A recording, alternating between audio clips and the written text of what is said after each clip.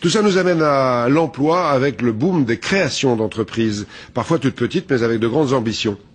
Belle histoire aujourd'hui d'un Picard amoureux de son village. Dans sa campagne, après un licenciement, il s'est lancé dans le commerce sur Internet. Au bout de 4 ans, il a 160 000 clients. À Nampont-Saint-Martin dans la Somme, Delphine Cluzec et Jean-Michel Chappe. À 30 km de la première ville, à l'écart des autoroutes et des lignes de TGV, cette gentilhommière perdue en pleine campagne picarde abrite une entreprise.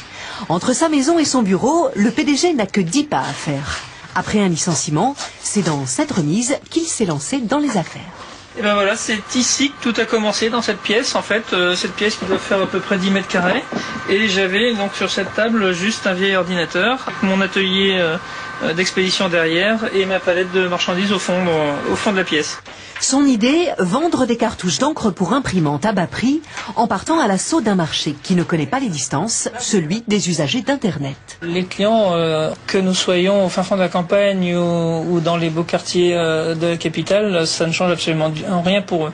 Aujourd'hui, ce site marchand reçoit 300 à 400 000 visites par jour et en 5 ans, le chiffre d'affaires est passé de 100 000 à 5 millions d'euros. Avec 10 salariés, l'entreprise est maintenant le plus gros employeur du village. Les opportunités, non, il n'y en a pas beaucoup. C'est pour ça que j'ai un peu sauté sur l'occasion de trouver près de chez moi. Donc voilà.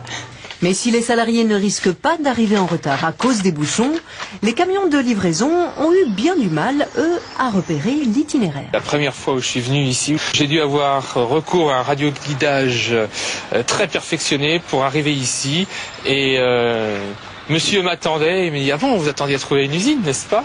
Bien sûr, travailler dans une zone industrielle, ce serait beaucoup plus fonctionnel, mais il serait alors difficile de s'adonner entre deux commandes à cet étrange rituel, l'observation des faisans aux jumelles. Lié l'utile à l'agréable, un bel exemple de création d'entreprise qui marche en tout cas.